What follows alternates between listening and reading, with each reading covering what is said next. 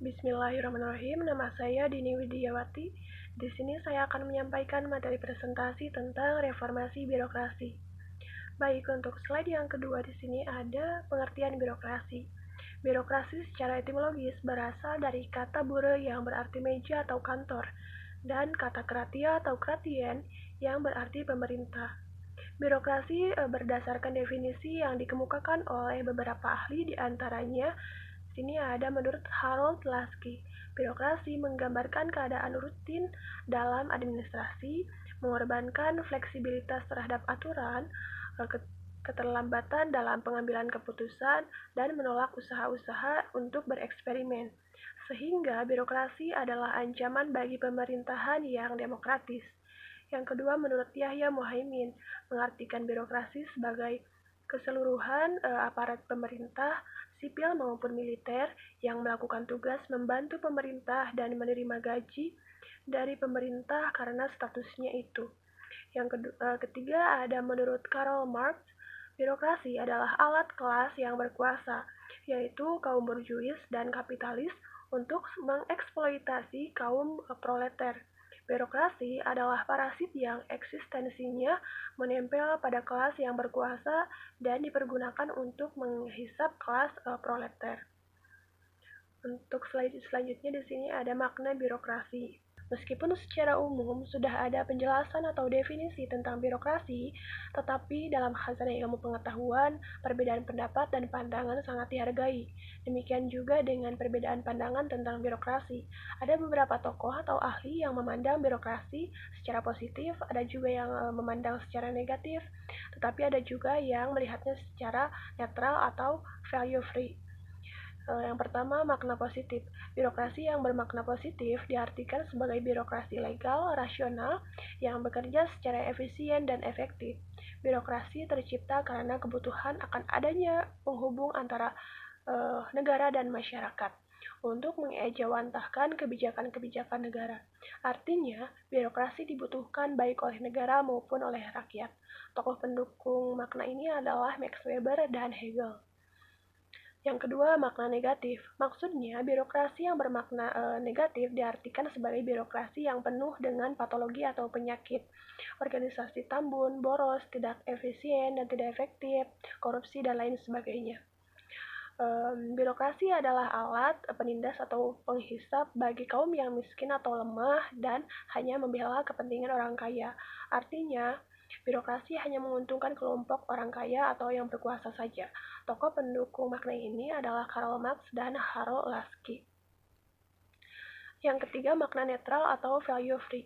Maksudnya, birokrasi yang bermakna netral diartikan sebagai keseluruhan pejabat negara pada cabang eksekutif, atau bisa juga diartikan sebagai setiap organisasi yang berskala besar.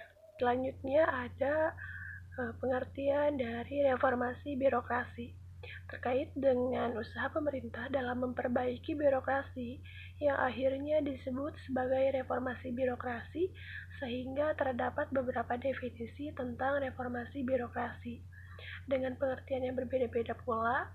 Di antaranya di sini ada menurut Direktorat Jenderal Peraturan Perundang-undangan yang mengatakan bahwa reformasi birokrasi adalah upaya perubahan di mana perubahan yang dilakukan terkait reformasi birokrasi yaitu perubahan secara berpikir, penataan peraturan perundang-undangan, penguatan organisasi, penataan tata laksana, kemudian manajemen sumber daya manusia aparatur, penguatan pengawasan, penguatan akuntabilitas kinerja, dan peningkatan kualitas pelayanan publik.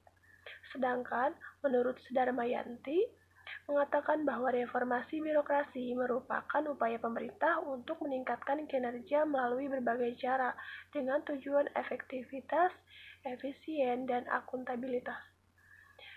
Terakhir, menurut Jauhar mengatakan reformasi administrasi adalah upaya sadar dan terencana untuk mengubah struktur dan prosedur birokrasi serta sikap dan perilaku birokrasi.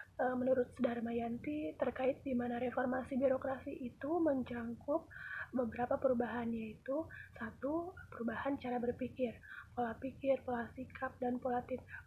Maksudnya yaitu birokrasi harus merubah pola berpikir yang terdahulu yang asalnya buruk menjadi baik. Birokrasi harus memiliki pola berpikir yang menyadari bahwa mereka sebagai pelayan masyarakat harus mempunyai sikap dan pola perilaku yang baik, yang artinya tidak menyimpang dari peraturan yang sudah ditetapkan atau sesuai dengan peraturan perundang-undangan.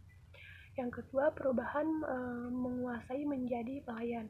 Maksudnya yaitu birokrasi harus merubah sikap mereka, karena yang dapat kita ketahui selama ini bahwa birokrasi selalu menganggap bahwa mereka adalah penguasa dikarenakan memiliki jabatan yang tinggi dibanding dengan masyarakat, sehingga mereka beranggapan bahwa mereka adalah penguasa yang harus selalu dihormati. Oleh sebab itu, hal yang demikian harus dihindarkan dari birokrasi. Yang ketiga, mendahulukan peranan dari wewenang. Perubahan yang dimaksud adalah birokrasi harus selalu mengutamakan peranannya sebagai pelayan masyarakat, yang artinya harus mampu melayani masyarakat dengan baik dengan menyampingkan wewenangnya sebagai pejabat dan pegawai pemerintah. Yang keempat, tidak berpikir hasil produksi tetapi hasil akhir. Perubahan yang dimaksud adalah birokrasi harus selalu mengutamakan hasil akhir pelayanan yang diberikan kepada masyarakat, seperti menciptakan kepuasan bagi masyarakat. Yang kelima, perubahan manajemen kinerja. Maksudnya yaitu perubahan manajemen kinerja birokrasi agar menjadi lebih efektif dibandingkan dengan kinerja sebelumnya. Ada tipe-tipe ideal birokrasi. Menurut Weber, terkenal dengan konsepsinya mengenai tipe ideal bagi sebuah otoritas legal dapat diselenggarakan, yaitu satu, tugas-tugas pejabat diorganisir atas dasar aturan yang berkesinambungan. Yang kedua, tugas-tugas tersebut dibagi atas bidang-bidang yang berbeda sesuai dengan fungsi-fungsinya, yang masing-masing dilengkapi dengan syarat otoritas dan sanksi-sanksi. Yang ketiga, jabatan-jabatan tersusun atas hierarkis yang disertai dengan rincian hak-hak, kontrol, dan pengaduan atau komplain. Yang keempat, aturan-aturan yang sesuai dengan pekerjaan diarahkan dengan baik secara teknis maupun secara legal. Dalam kedua kasus tersebut, manusia yang terlatih menjadi sangat diperlukan. Yang kelima, anggota sebagai sumber daya organisasi berbeda dengan anggota sebagai individu pribadi. Yang keenam, pemegang jabatan tidaklah sama dengan jabatannya. Yang ketujuh, administrasi didasarkan pada dokumen-dokumen tertulis, dan hal ini cenderung menjadi kantor atau biro sebagai pusat organisasi modern. Dan yang kedelapan, sistem-sistem otoritas legal dapat mengambil banyak bentuk, tetapi dilihat pada bentuk aslinya, sistem tersebut tetap berada dalam suatu staf administrasi birokratik. Terakhir yaitu tujuan reformasi birokrasi. Yang pertama, memperbaiki kinerja birokrasi agar lebih efektif dan efisien. Yang kedua, terciptanya birokrasi yang profesional, netral, terbuka, demokratis, mandiri, serta memiliki integritas dan kompetensi dalam melaksanakan tugasnya, serta tanggung jawabnya selaku abdi masyarakat dan abdi negara. Yang ketiga, pemerintahan yang bersih atau clean government. Yang keempat, bebas dari KKN atau korupsi, kolusi, dan nepotisme. Dan yang terakhir, meningkatkan kualitas pelayanan terhadap masyarakat. Sekian yang dapat saya sampaikan. Terima kasih. Wassalamualaikum warahmatullahi wabarakatuh.